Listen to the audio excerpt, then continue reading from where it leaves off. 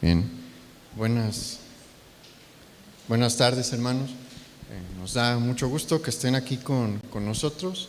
Es una bendición podernos reunir presencialmente. Nos da mucho gusto, pues, a los que pueden regresar, ¿no? Hay unos que llevábamos ya un buen rato sin verlos y nos da gusto tenerlos aquí.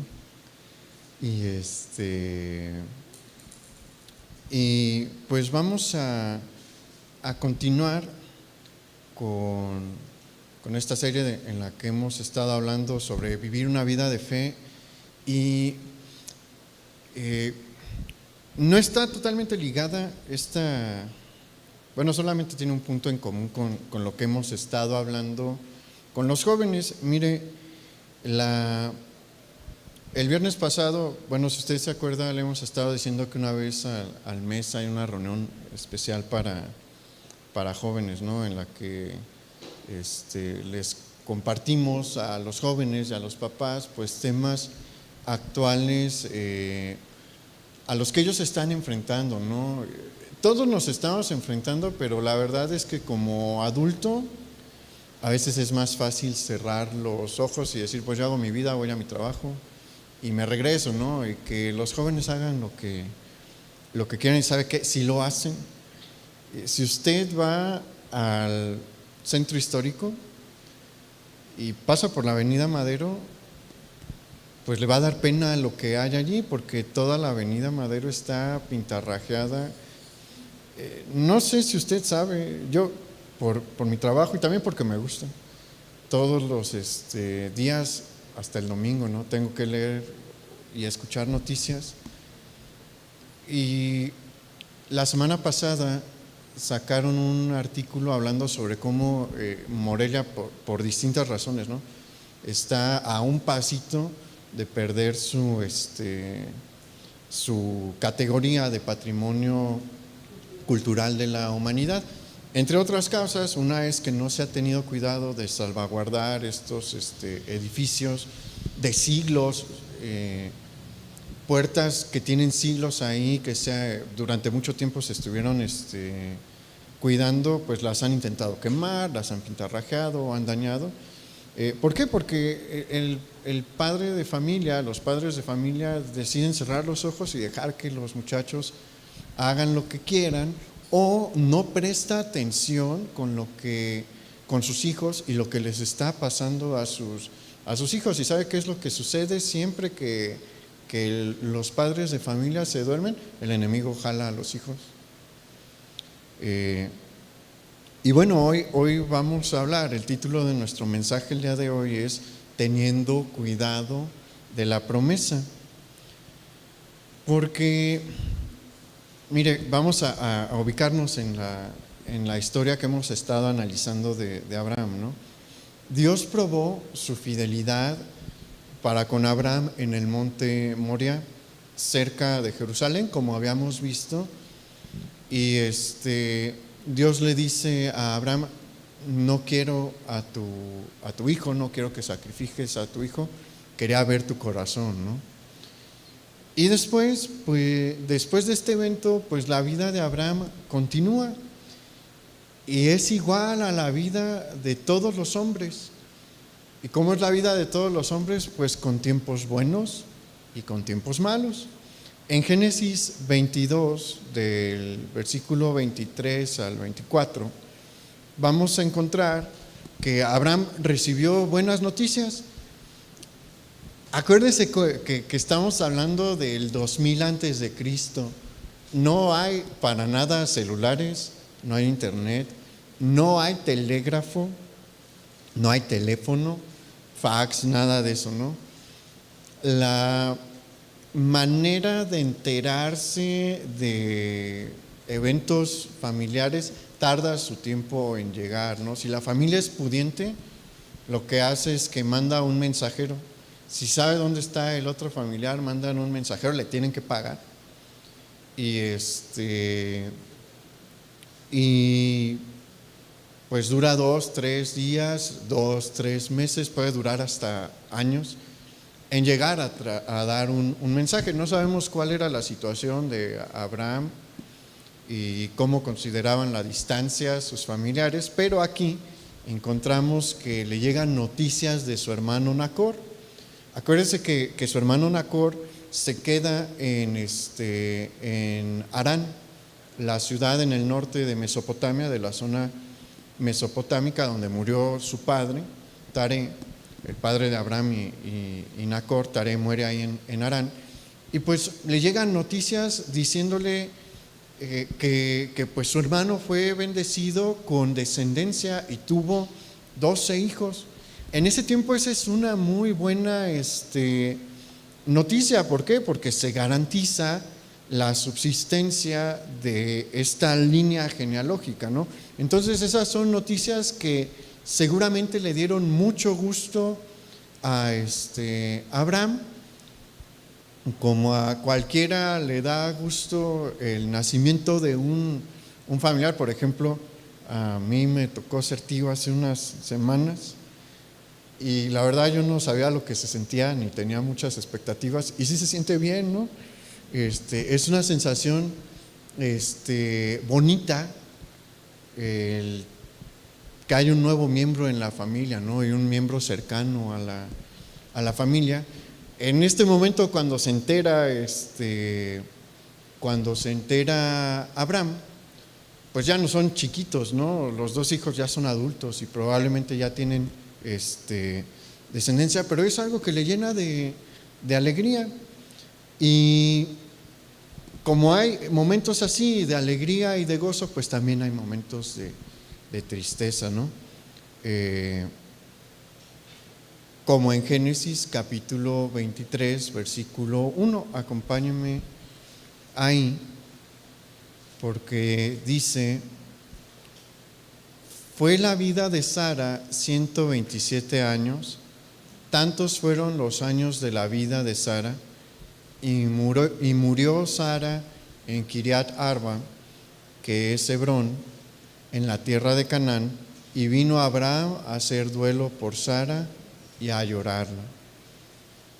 También le tocó pues pasar un momento triste. ¿Por qué? Porque su esposa muere, y pues no es cualquier relación la que ellos tienen, ¿no? Han tenido una vida de la mano de Dios, han compartido penas, han compartido desesperación, han compartido errores, y pues un amor bastante fuerte. Pero llega el punto en el que Sara, igual que todos los hijos de Adán, se tiene que ir a encontrar con su Creador y tiene que partir, y se queda solo Abraham, ¿no? Y en una relación matrimonial no se quiere pensar mucho en eso, ¿no? Y yo he escuchado a muchos que dicen pues que Dios nos lleve juntos, ¿no? Pero no siempre es así. Y en el caso de Abraham y de Sara no fue así. A Abraham le tocó quedarse un muy buen rato solo después de la muerte de Sara. Vemos aquí en el final del versículo 2 que Abraham hizo duelo y la lloró. Eso es bueno para nosotros verlo, porque nos muestra que es válido sentir algo de dolor o bastante dolor, no sé, cuando tenemos este tipo de circunstancias, ¿no? Este tipo de separaciones, cuando un ser querido parte. Pero es bueno durante un rato, durante un momento. No puede ser así toda la vida, y lo vamos a ver con Abraham. Con Abraham también. ¿Sabe que a veces no nos ponemos a contar el tiempo para ver cuán bueno fue Dios con Abraham y con Sara? Porque Abraham y Sara disfrutaron bastante a su hijo Isaac. Sara muere de 127 años, como vimos, y tuvo a Isaac a los 90 aproximadamente. Entonces Dios le concedió ver a Isaac durante 37 37 años, ¿no? O sea, no se lo dio para que lo disfrutara un ratito y ya tuviera que partir, ¿no? Le dio un buen tiempo para disfrutar de su hijo. Abraham en este punto tiene 137 años. Y mire, esto es algo que a mí me gusta, es algo que a mí me anima a ver cómo todo siervo del Señor, todo verdadero siervo del Señor, le sirve con todas sus fuerzas hasta el último momento. No es un joven, ¿verdad? Abraham es ya una persona bastante mayor. En este tiempo, hasta donde yo sé, ya no llegamos a ese tipo de edades. He platicado, ¿no? Que tuve una tía de 117 años, una tía abuela, y hay personas que cumplen 100 años, son tan raras que salen en las noticias. Si fueran comunes, pues obviamente no sería noticia, ¿no? Que alguien cumple 100 años, pero 137 años no recuerdo recientemente haber escuchado de alguien así, ¿no? Abraham no es un joven entonces, pero sabe que Dios todavía tiene una misión para él, y sabe algo, él se va a poner a trabajar en esa misión. Obviamente no tiene las fuerzas que hace 37 años que nació Isaac, pero va a hacer todo lo que esté a su alcance para cumplir con esta misión que tiene que hacer. Y algo que yo quisiera para mi vida es estar en una condición como la de Abraham, ¿no? O como la de sus siervos, que le sirvieron hasta el último momento. Moisés le sirvió hasta el último momento. Eliseo, estando en el lecho de muerte, todavía le dio una profecía al rey de Israel que le fue a visitar, ¿no? Entonces, la edad para Dios no es un problema. Dios nos puede usar a toda edad y con los recursos que tengamos, pero ¿sabe qué? Nos tenemos que dejar usar también. Hace como un mes que me tocó irme a vacunar, porque soy pues docente en una universidad. Vi algo que me conmovió y me gustó mucho. Ahí en el Venustiano, donde nos tocaba la vacuna, pues había una fila larga, ¿no? A los que ya los vacunaron, pues saben cómo es el procedimiento, ¿no? Y uno se forma, y vi a unos señores ya grandes, han de haber tenido más de 70 años. Era una pareja y un esposo y una esposa y un señor, los tres más de 70 años. Estaba haciendo ya un buen sol, eran las 11 de la mañana cuando a mí me tocó. No, eran las 10 de la mañana cuando me tocó a mí.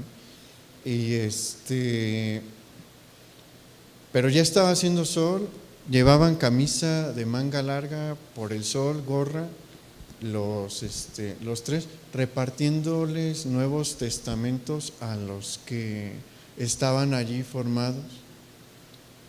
Y mira, a mí sí me frustra que estas personas, yo he visto a más personas mayores servir con todas las fuerzas a Dios que los jóvenes, la verdad. Y he sido líder de jóvenes, fui líder de jóvenes durante 10 años, ¿no? Llevo mucho sin ver nadie les dice a estos señores que vayan a hacerlo, lo hacen de su propia voluntad. Dudo que estén organizados para esto. Puede que sí, ¿no? Puede que no. Pero yo creo que desde que tengo 12 años no he visto campañas de jóvenes yendo a predicar así. Y miren, ellos hacen lo que pueden. Son personas mayores que están haciendo lo que pueden para predicar el evangelio. Y los que están más jóvenes, y no digo nada más los que van al grupo de jóvenes o adolescentes, ¿no? Adultos que están en su plena juventud, no le echan tantas ganas como ellos, y creo que eso no está no está bien, ¿no? Deberíamos de echarle más ganas en eso. Y como les decía, para el Señor la edad no es un obstáculo. Y va a empezar a usar a Abraham, porque Abraham, como mencionábamos, tenía algo que hacer. Acompáñame, por favor, a Génesis 24, versículo 1. Aquí vamos a ver lo que Abraham todavía tenía que hacer.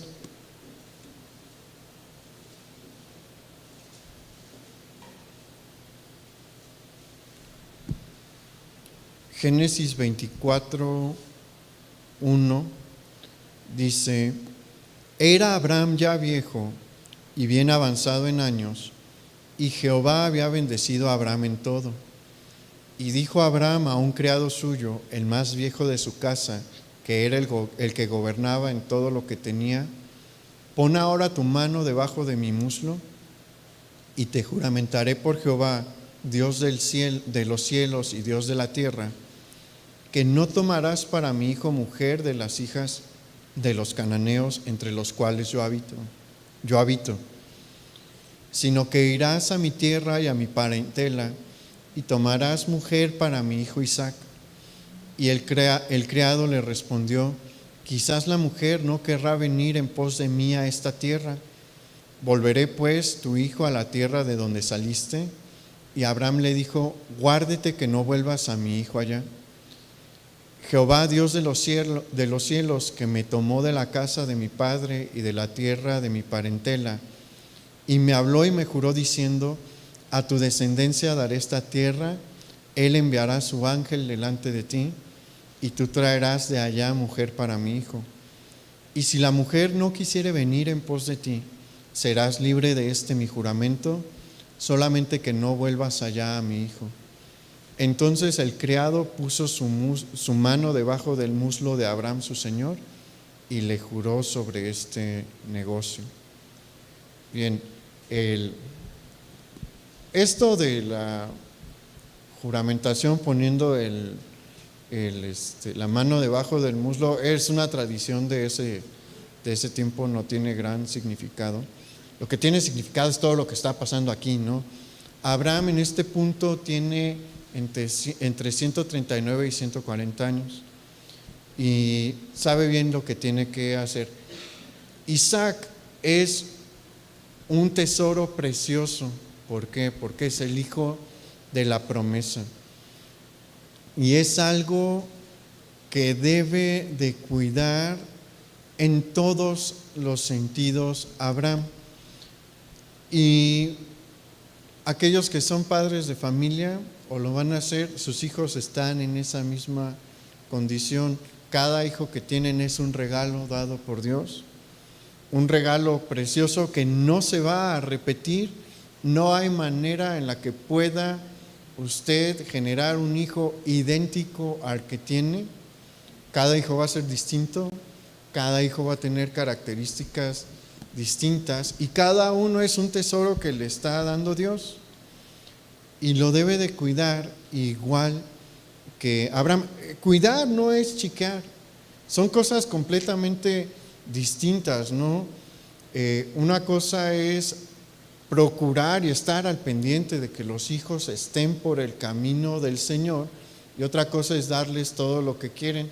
Generalmente, cuando se les da todo lo que ellos piden, tienden a volverse malcriados, tienden a no saber valorar las cosas.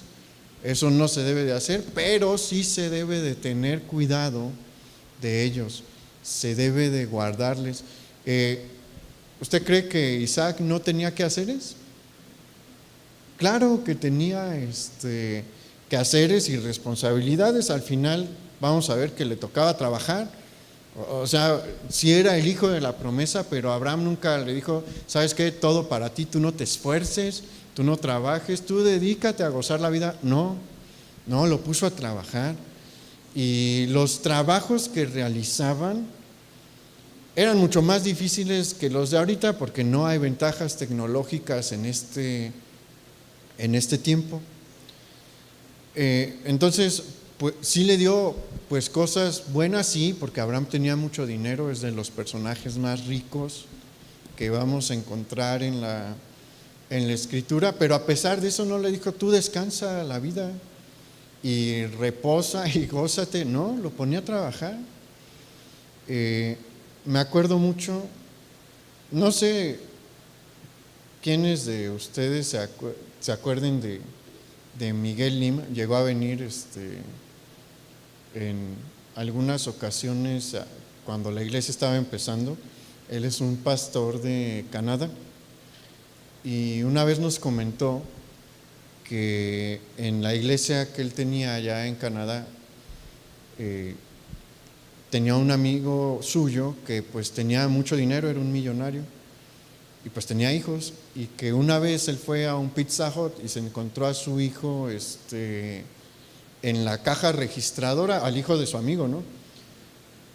Pues lo saludó, ¿no? Y le pidió su pizza y se fue, pero después en la iglesia se acercó con su amigo y le dijo, oye, ¿por qué tienes a tu hijo trabajando en un Pizza Hut?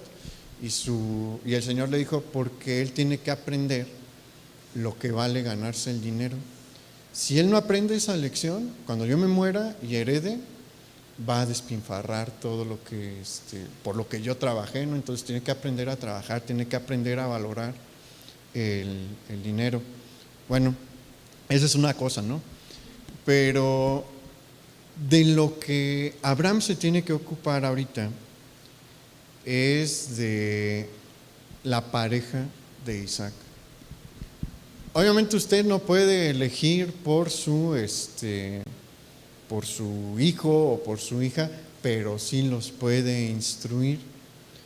Y Abraham tiene que ser muy cuidadoso en este aspecto, porque la promesa de Dios está en juego con la vida de Isaac.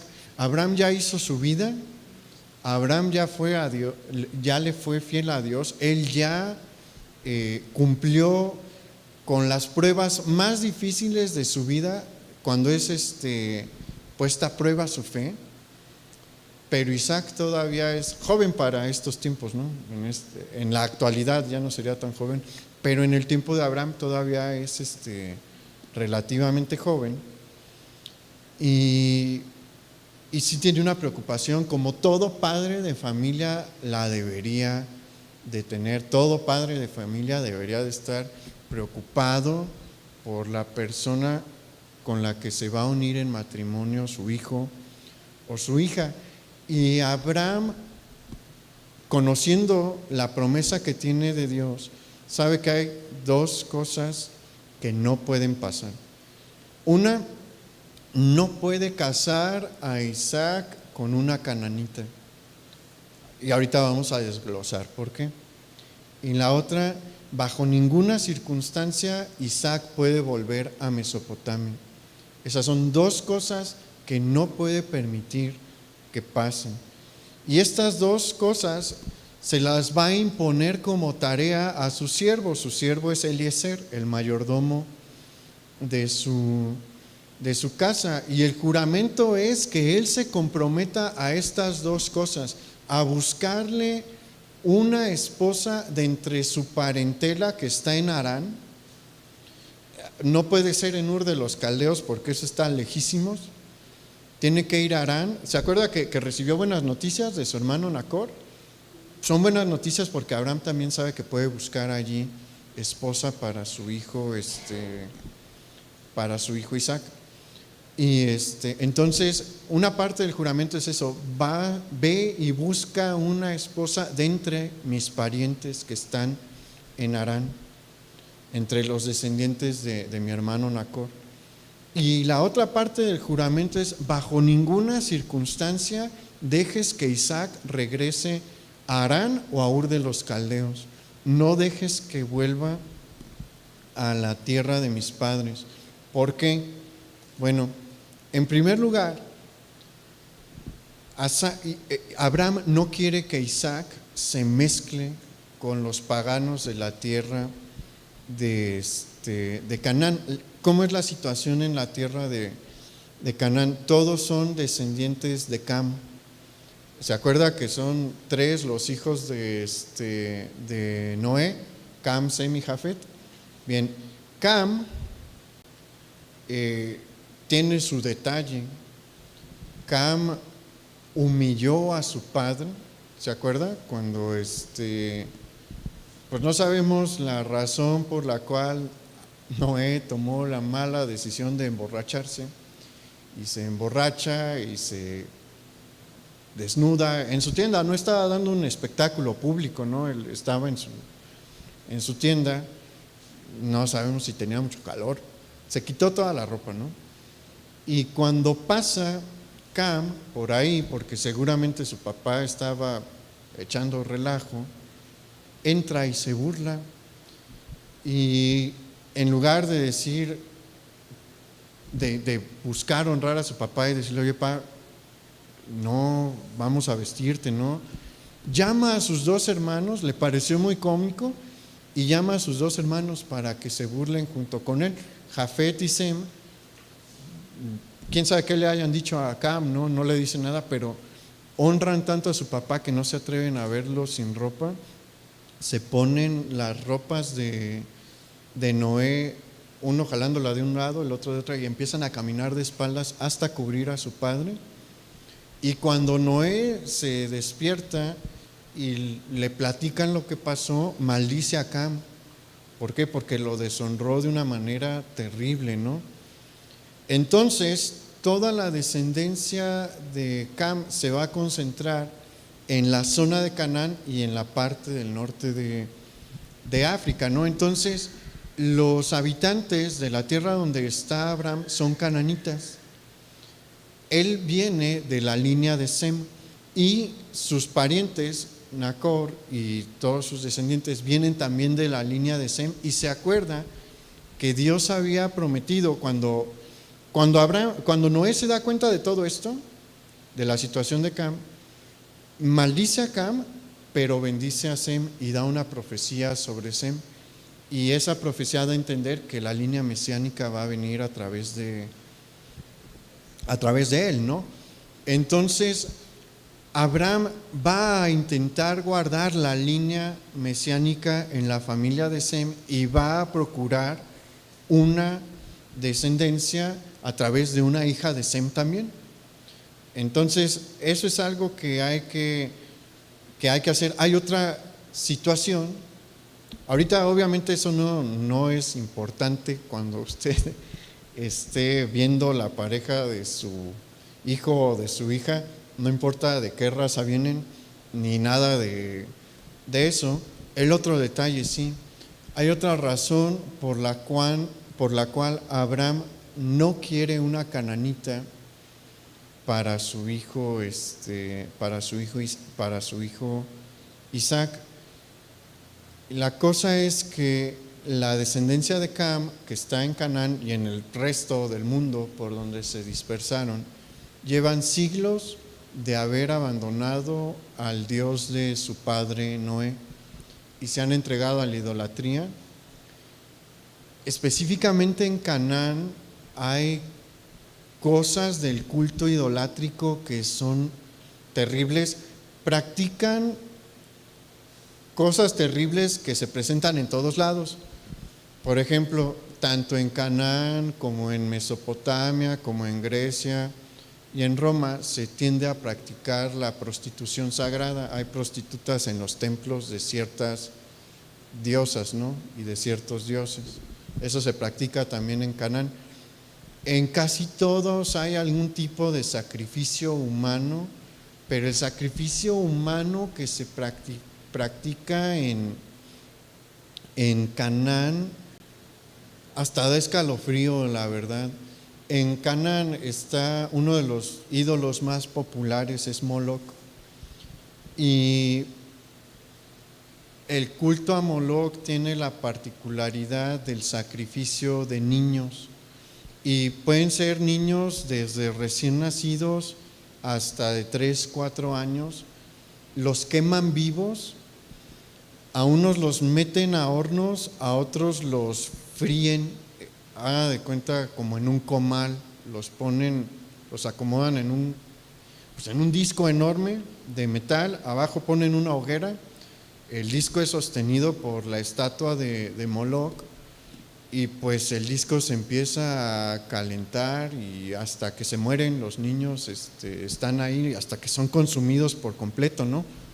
Entonces eso se practica en Canaán, y Abraham conoce la naturaleza humana y sabe que si su hijo Isaac se llega a casar con una cananita, cuando él muera, es muy probable que lo empiecen a jalar. ¿Por qué? Pues porque así son las cosas. Mire, la familia de cualquiera de las cananitas iba a tener una larga y añeja tradición en los cultos paganos de la región.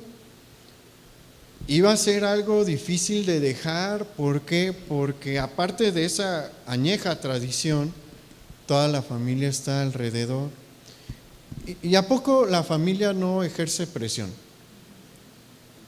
Dígame si no es cierto que los familiares ejercen presión sobre los creyentes. No sé si a usted le tocó convertirse antes del matrimonio y tuvo hijos ya siendo cristiano, pero la mayoría de nosotros tenemos familiares que no son creyentes, ¿no? Por ejemplo, del lado de mi papá no tenemos a nadie, salvo tal vez mi abuelito, pero recientemente, ¿no? Del lado de mi mamá, pues hay algunos que son creyentes, pero la mayoría no lo son. Y no le dijeron: ¿por qué no bautizas a tu hijo? ¿Cuándo lo vas a bautizar? Y demás. Hacen presión, ¿no? Y la cosa es que Abraham e Isaac sí están solos en la tierra de Canaán como creyentes del Dios verdadero. Y muy probablemente mientras Abraham viva, pues se van a poder mantener a raya, ¿no?, la influencia de los familiares de una mujer cananita, pero cuando falte Abraham, pues la presión se iba a llegar a sentir con todo el peso. Y mire, la situación que nosotros vivimos aquí en México no es muy distinta a la de Abraham. A la de Abraham e Isaac. ¿Por qué? La realidad es que somos una minoría poblacional.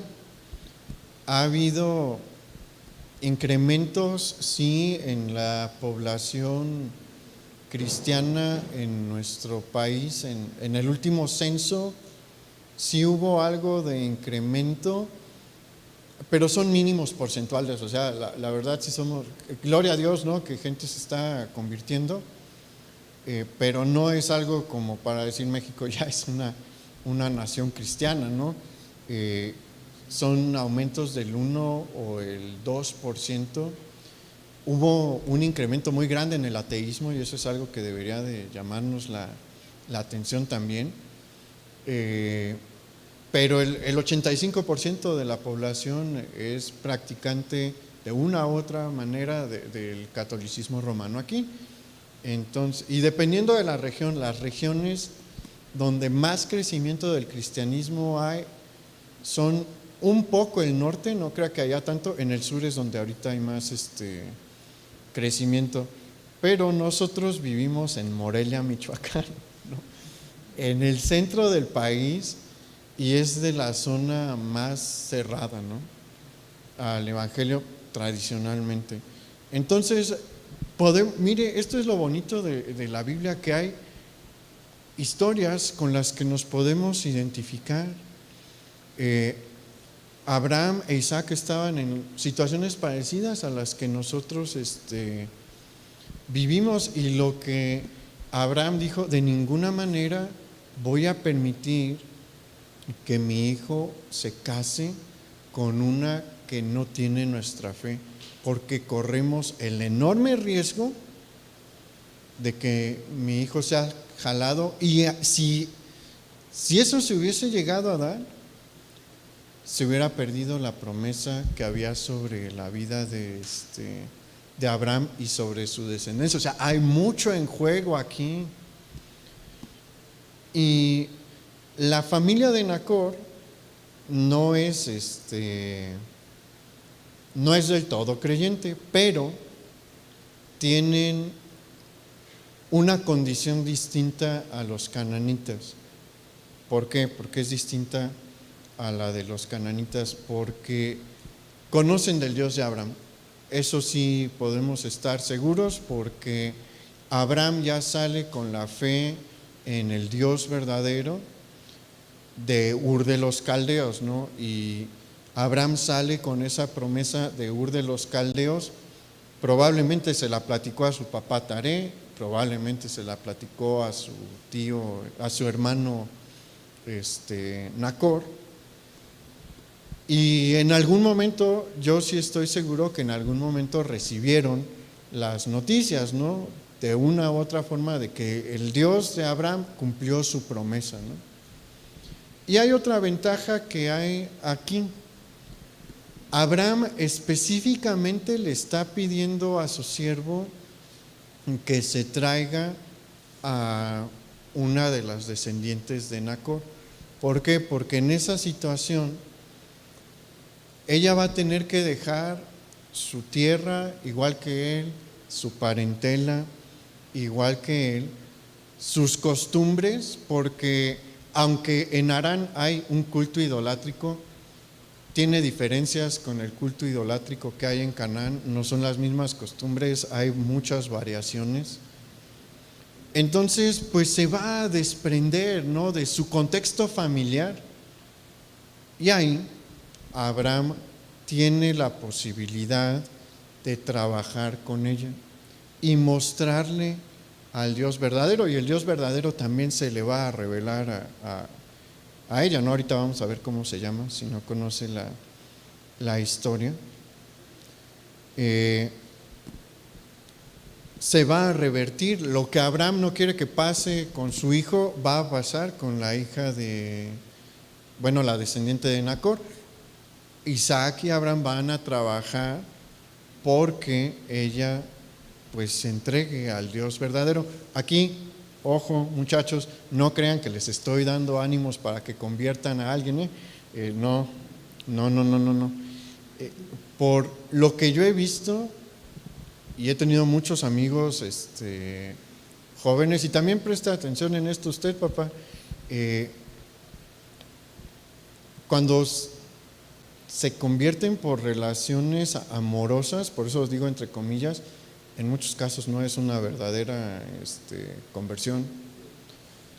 Y me ha tocado verlo con amigos, con gente con la que crecí, y les puedo decir que la gran mayoría saca su realidad al paso de los años y termina jalando al mundo al que era creyente, al que venía de un contexto cristiano.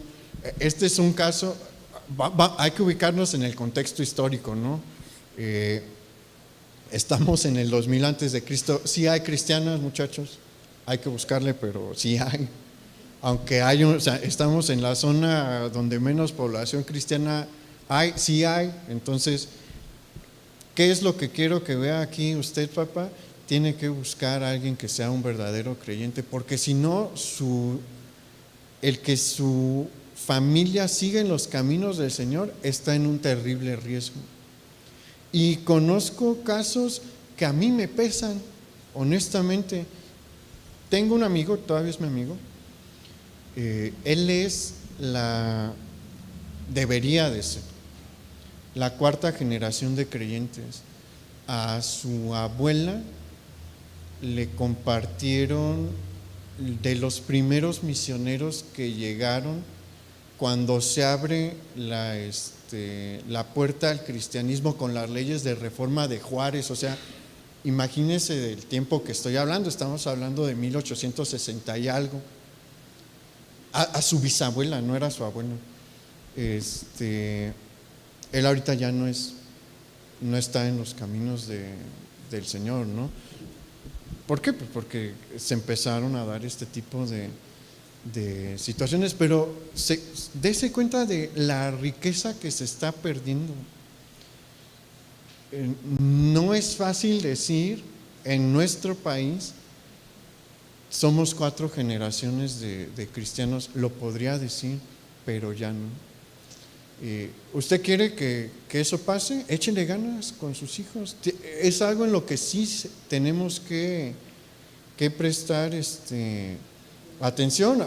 Abraham sabía lo que estaba en riesgo y no iba a dar lugares para que se perdiera la herencia que Dios le estaba dando. Y mire, no es casualidad que el Señor haya dado un énfasis tan grande en este punto. Lo podemos ver en un caso práctico aquí con Abraham, ¿no? Pero en el Pentateuco más adelante, bueno, aquí está también el Pentateuco, pero en la ley de Moisés él va a ser muy específico sobre esto. Acompáñeme, por favor, a Deuteronomio capítulo 7, versículo 1.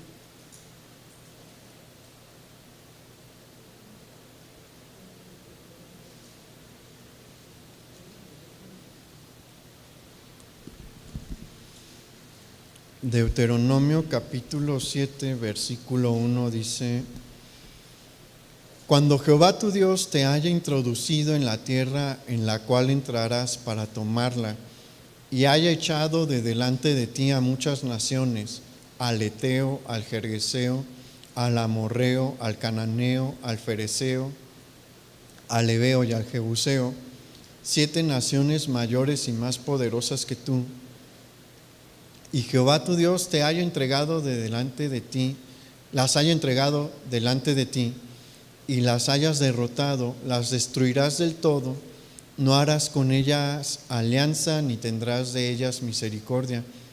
Vea lo que dice el 3, el versículo 3, y no emparentarás con ellas, no darás tu hija a su hijo, ni tomarás a su hija para tu hijo. Versículo 4, vea por qué. Porque desviará a tu hijo de en pos de mí, y servirán a dioses ajenos, y el furor de Jehová se encenderá sobre vosotros y te destruirá pronto. Esto es el Antiguo Testamento, pero es algo tan importante que Dios lo repite en el Nuevo Testamento también. Acompáñeme a 2 Corintios capítulo 6, versículo 14. Vamos a leer el 14 y el 15.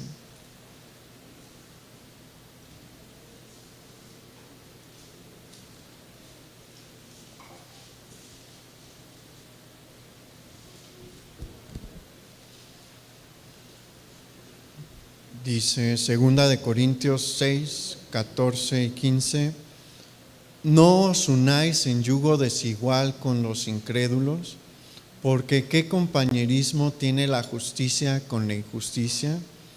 ¿Y qué comunión la luz con las tinieblas? ¿Y qué concordia Cristo con Belial? ¿O qué parte el creyente con el incrédulo?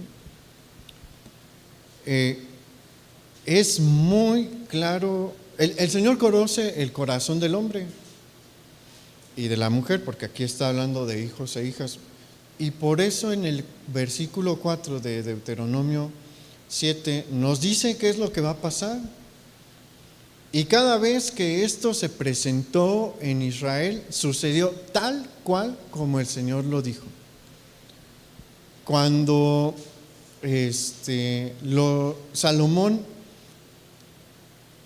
tiene 1000 mujeres, que su mayoría son no miembros del pueblo de Israel, son extranjeras. ¿Qué fue lo que pasó? Empezó a poner ídolos en Jerusalén. ¿Sabe que para que se dé cuenta de cuán duradero es el efecto que tienen este tipo de situaciones? Para quitar los altares que levantó Salomón a las afueras de Jerusalén para sus esposas, duraron los hijos de Judá siglos, más de 2 siglos en poderlos quitar. Este tipo de malas decisiones traen terribles consecuencias. Cuando regresan del cautiverio, los hijos de Judá también se mezclan con los pueblos paganos de alrededor. ¿Y qué cree que pasó? El Señor les llama la atención y les dice: ¿quieren otra vez un castigo como el que les di hace 70 años? Acuérdense de lo que pasó hace 70 años. ¿Por qué pasó? Entre otras cosas, por este tipo de prácticas también.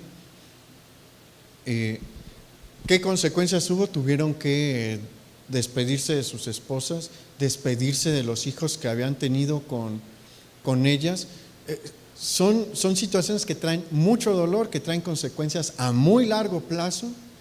Entonces, por eso el Señor nos advierte. La realidad es que si nos unimos en matrimonio con no creyentes, lo más probable es que nos vamos a desviar de los caminos del Señor y van a venir un montón de malas consecuencias. Y Abraham no quiere esto para sí. Otra cosa que quiere evitar a toda costa es permitir que su hijo regrese a Mesopotamia por varias razones. Una, Dios le prometió darle una tierra, la tierra de Canaán. Nunca habló la promesa de darles una tierra en Mesopotamia. La promesa es en Canaán. Si Isaac se regresa a la zona de Mesopotamia, se pierde esta promesa. Y otra razón es que si se regresa a donde están sus parientes, lo probable es que lo jalen también a los cultos paganos en los que ellos están inmersos, ¿no? Abraham está luchando porque Isaac no regrese a de donde él salió. Y eso lo podemos aplicar a nuestra vida hoy. ¿Se acuerda cómo era su vida antes del Señor? Bueno, muchos tienen la falsa concepción de que se la pasan bien, ¿no? Pero cuando uno lo ve desde la perspectiva ya de esta vida, ¿no es una vida mejor la que tenemos? ¿Quiere que sus hijos regresen y vivan lo que usted vivió en el mundo? Por eso tenemos que tener tanto cuidado. Usted no, y lo digo porque lo estoy viendo. Muchos padres de familia no saben cómo se les está metiendo el agua por los aparejos.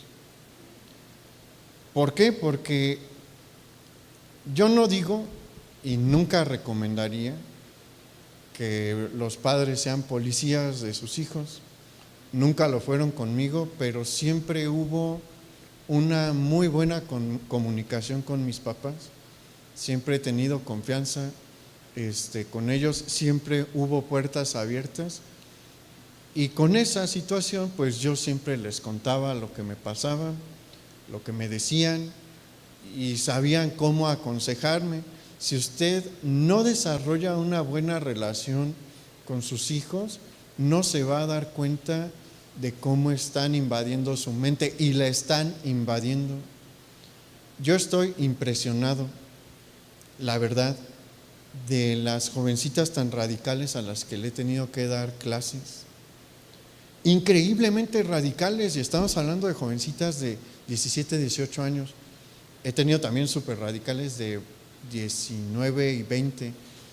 Están chicas, pero traen una radicalización tan grande que es bien difícil ya sacarlas de ahí. ¿Y de dónde está saliendo todo eso? De amistades y de lo que leen en internet. El viernes le cité a los jóvenes que estaban ya sea en línea o aquí, una frase de un exagente de la KGB que estaba diciendo: nosotros estamos sembrando en las blandas mentes de los jóvenes americanos. ¿Y sabe qué? Muchos lo están haciendo. Yo no quiero despreciar a los jóvenes, yo fui adolescente, fui joven, y soy joven, todavía no creo, pero pero la verdad es que en la adolescencia uno tiene una mente muy moldeable. O sea, no utilizó ex agente de la KGB ese término. Son mentes blandas y se les puede sembrar cualquier cosa. Y si usted deja que le siembren más ideologías que no están de acuerdo a la palabra de Dios, ¿qué fruto cree que va a cosechar?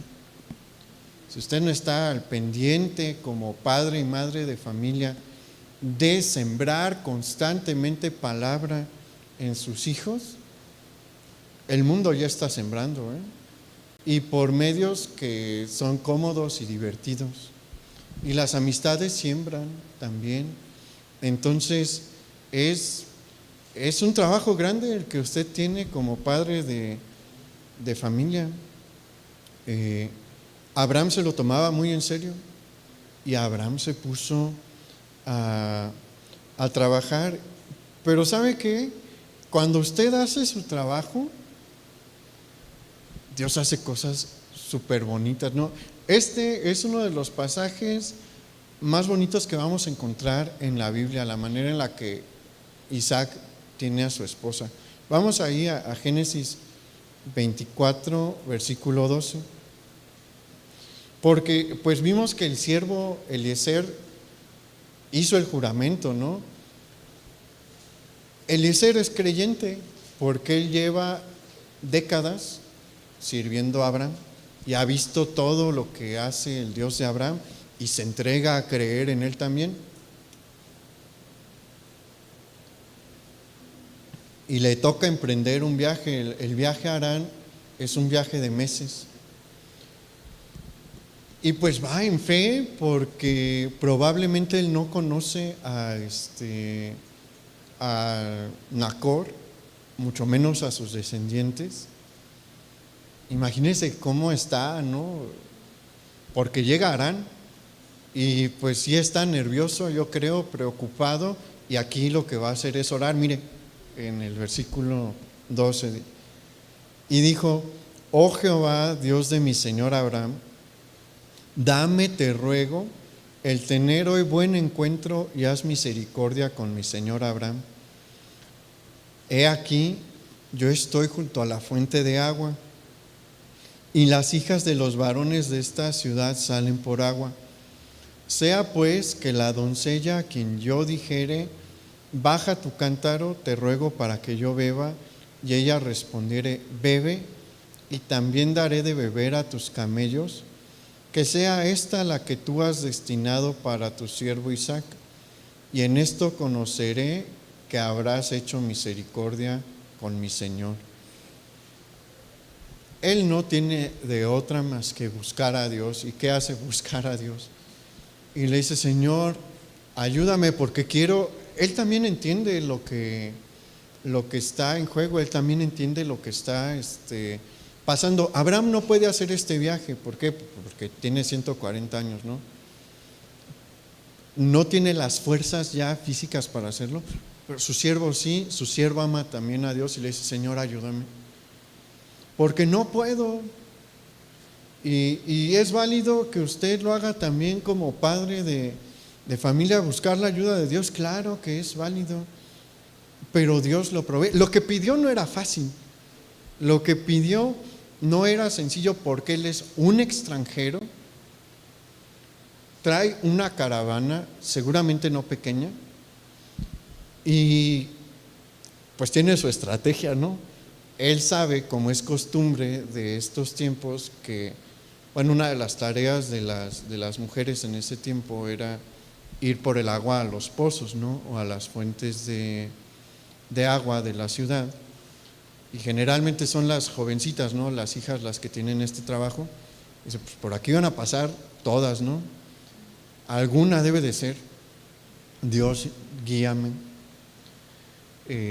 Y lo que pide es que sí hay una costumbre normal, eso sí es normal, que cuando un extranjero se acerca a una de estas jovencitas y le dice: oye, dame chance, ¿no?, de beber del cántaro que tú estás tomando por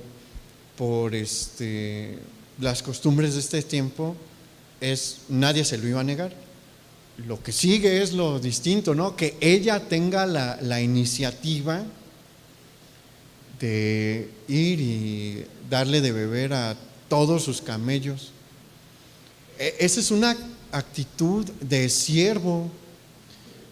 Aquí está haciendo una petición importante el el siervo de Abraham, Eliezer, porque también le está pidiendo al Señor, que tenga una actitud de servicio, que tenga un corazón de servicio, también un corazón amable, un corazón bondadoso, no tacaño, sino que sepa dar, que sepa servir.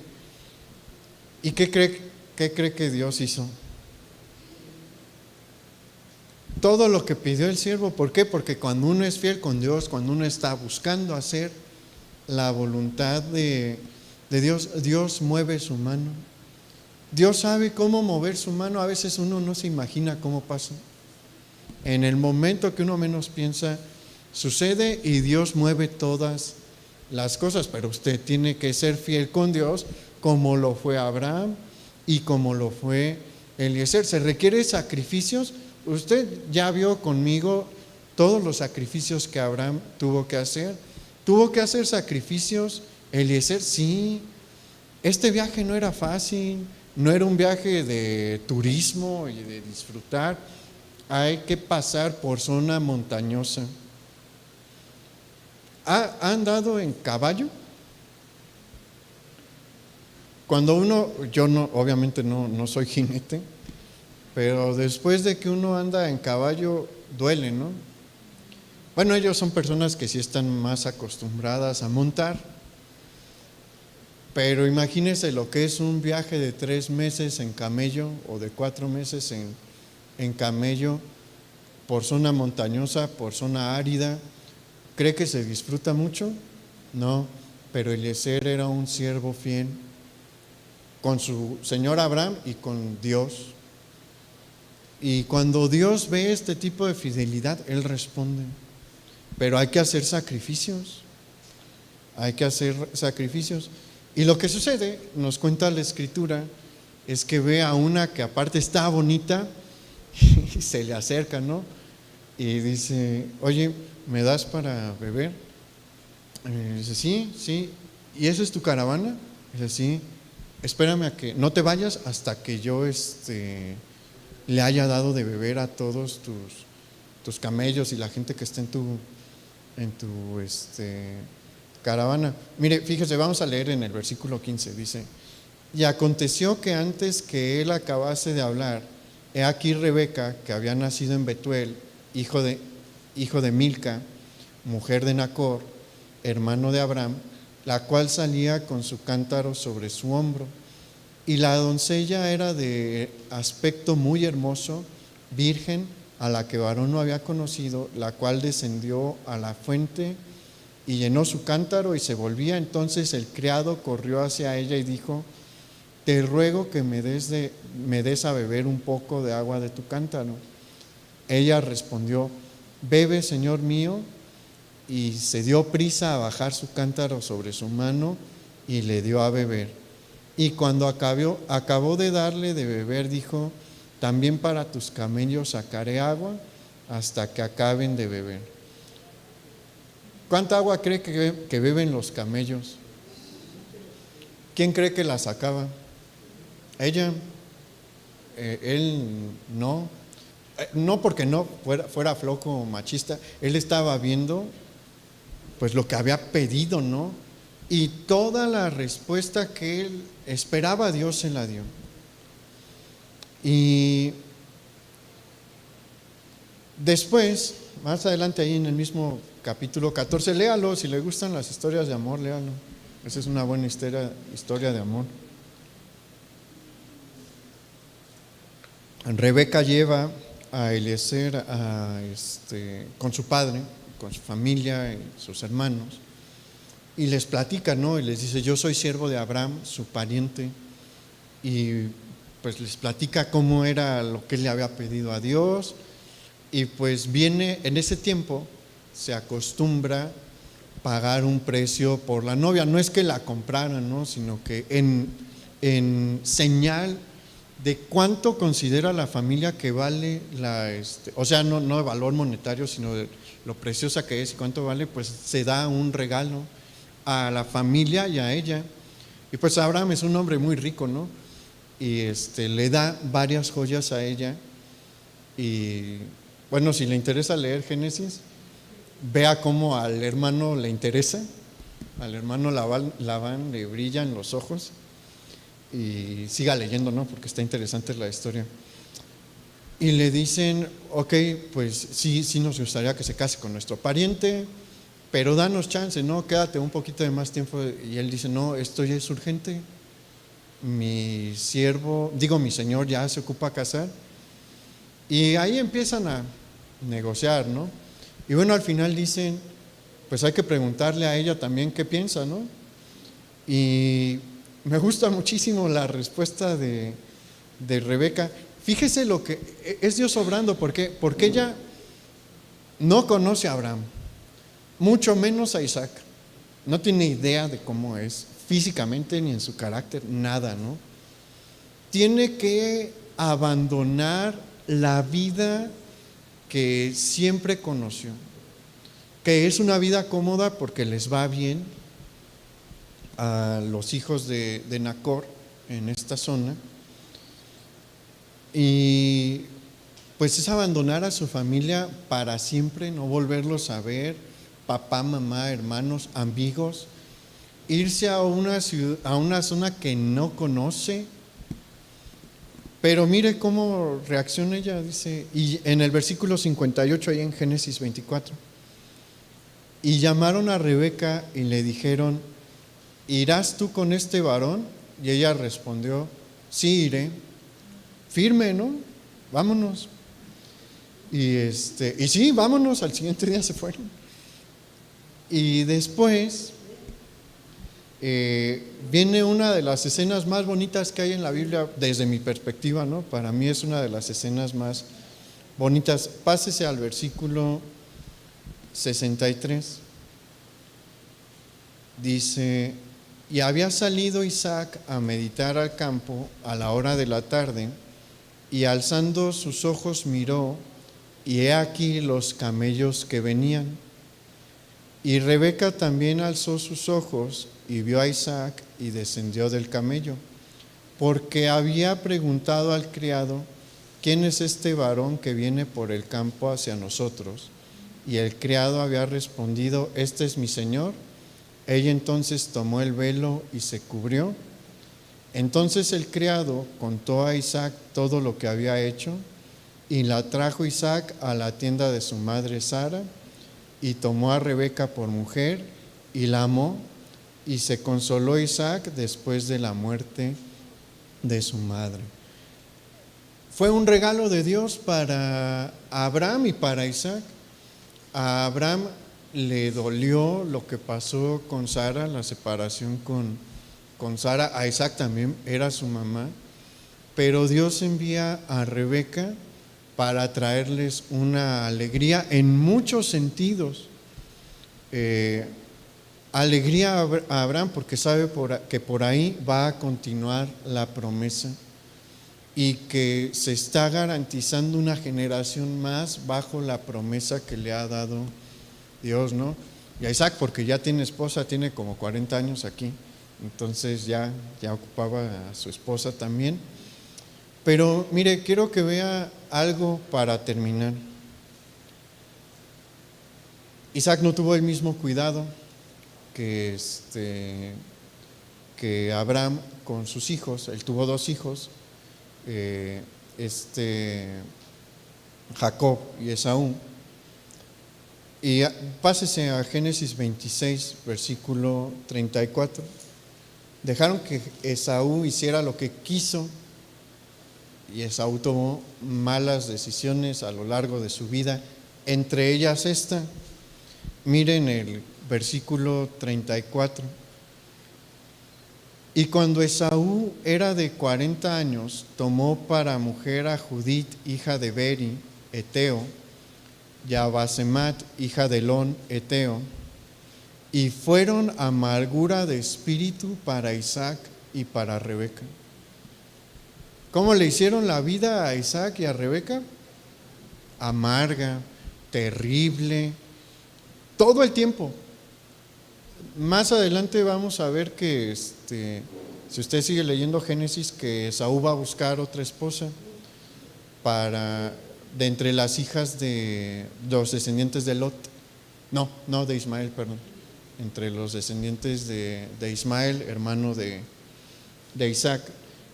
Pero nunca se nos dice que las otras dos nueras se portaron mejor.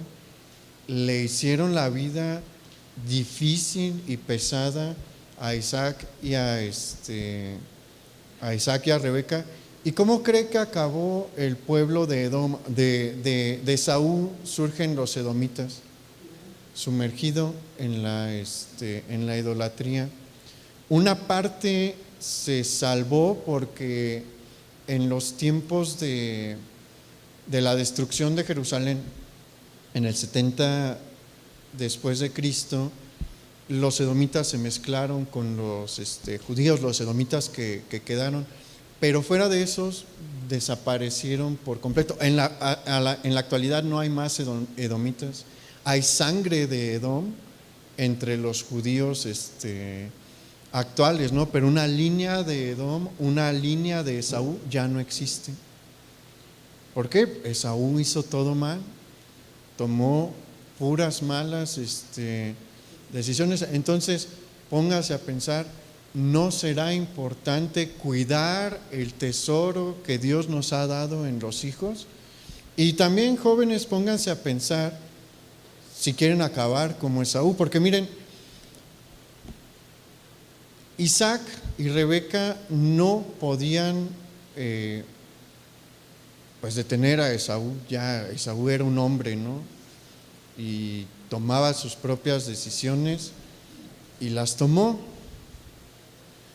¿Y qué pasó? Ahorita ya no está como nación, pudiendo haberlo estado, porque era descendiente de Abraham, pero no.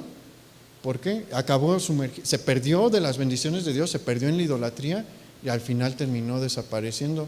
Eso es lo que pasa cuando nosotros no decidimos bien. ¿Cuesta trabajo decidir por lo que Dios dice? Sí. ¿Cuesta trabajo en México? Sí. ¿Más que en otros países? Sí. Se los dice alguien por experiencia. Pero es mejor esperar el tiempo de Dios a cometer los errores que cometió Esaú.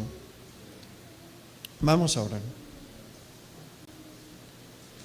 Señor, te damos muchas gracias por tu palabra.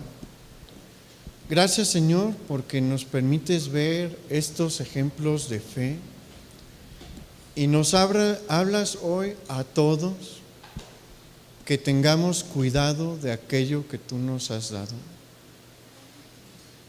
que tengamos cuidado de este precioso tesoro que nos has dado.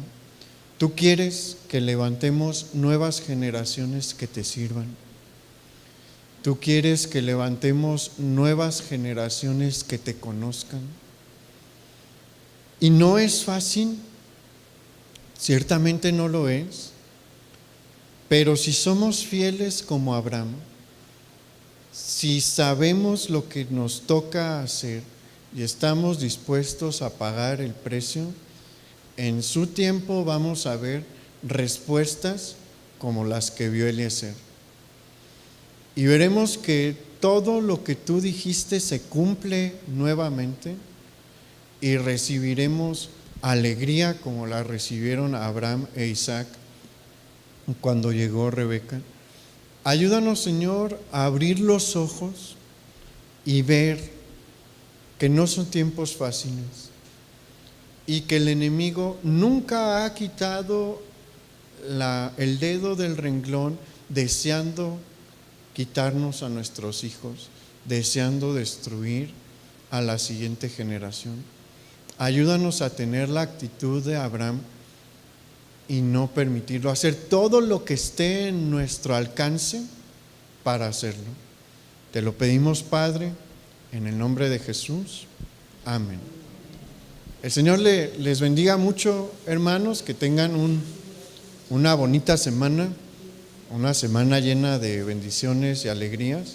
Y nos vemos aquí el miércoles a las 7 de la tarde para nuestra reunión general. Que el Señor esté con